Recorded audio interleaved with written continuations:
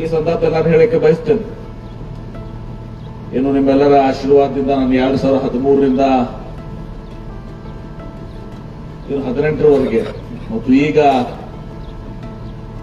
2023ರಿಂದ ಇವತ್ತು ನಾನೇನು ವಿಜಯಪುರ ಜಿಲ್ಲಾ ಉಸ್ತುವಾರಿ ಸಚಿವನಾಗಿದ್ದೀನಿ. ಬಹುಶಃ ವಿದ್ಯುತ್ ಇಲಾಖೆ ನನಗನ್ಸೋ ಮಟ್ಟಿಗೆ ಸುಮಾರು ವಿಜಯಪುರ ಜಿಲ್ಲೆಯಲ್ಲಿ 42 ಸ್ಟೇಷನ್ಗಳನ್ನ ಮಾಡಿದ್ವಿ.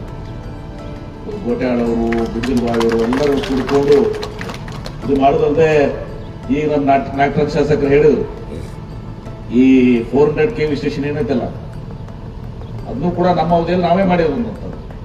ಅದನ್ನು ದೇವರಪುರಿಗೆ ಮಾಡಿದ್ವಿ. ದೇವರಪುರದಾಗ ನಮ್ಮ ನಿಂಗನಗಳು ಜಾಗ ಕೊಡಿಸ್ತೀವಿ ಅಂತ ಗಂಡಾಪಟ್ಟಿ ರೇಟ್ ಹೇಳಿದ್ರಲ್ಲ, ರೇಟ್ ಹೇಳಿದಕ್ಕೆ ಹಡಗ್ಲಾಗ ಉಚಿತವಾಗಿ ಸರ್ಕಾರಿ ಜಾಗ ಅಂತೇಳಿ ದೇವರಪುರಿಗಿಂತ ಅದನ್ನ ಹಡಗ್ಲಿಕ್ಕೆ ಶಿಫ್ಟ್ ಆಯ್ತು. ನಾವಾಗ ಹೇಳಿದ್ವಿ ಗೋಟ್ಯಾಳ್ ಅವ್ರಿಗೆ, ಅವ್ರಿಗೆಲ್ಲರಿಗೂ ನಮ್ಮ ಮತಕ್ಷೇತ್ರಕ್ಕೆ ಶಿಫ್ಟ್ ಮಾಡೋದು 400 KV ಸ್ಟೇಷನ್ ಅಂತೇಳಿ. ಅವ್ರು ಹೇಳಿದ್ರು 5 220 ಸ್ಟೇಷನ್ ಮಧ್ಯೆ ಆಗುತ್ತೆ ದೇವರಪುರಿಗೆ, ಅದಕ್ಕೆ ಟೆಕ್ನಿಕಲ್ ಇರುವಂತ ಸರ್ ಬೇಡ, ಅದಕ್ಕೆ ನಮ್ಮ ಮತಕ್ಷೇತ್ರಕ್ಕೆ ಹೋಗ್ಬಿಡ್ತಿದ್ದಾರೆ 400 KV ಸ್ಟೇಷನ್. ಈಗ ಅದನ್ನ 750 ಒಂದು ಕೆವಿಗೆ ಲೈನ್ಸ್ಗೆ ಹೊತ್ತು ಸಹ ಏನು ಮಂಗಳೂರುವರೆಗೆ ಕನೆಕ್ಷನ್ ಕೊಡ್ಲಿಕ್ಕೆ ಹೊತ್ತು ಸಹ ಅದನ್ನೆಲ್ಲಾನು ಕೂಡ ಸ್ಟೇಷನ್ 400 KV ಇದೆ. ಆದ್ರೆ ಅದನ್ನ ಇವ್ಯಾಕ್ಯುಯೇಷನ್ ಅಂತ ಹೇಳೋದಕ್ಕೆ ಅದಕ್ಕೆ 750 KV ತುಂತರದವರೆಗೆ ಮಾಡುವಂತ ಉದ್ದೇಶ ಹೊಂದಿದ್ದಾರೆ.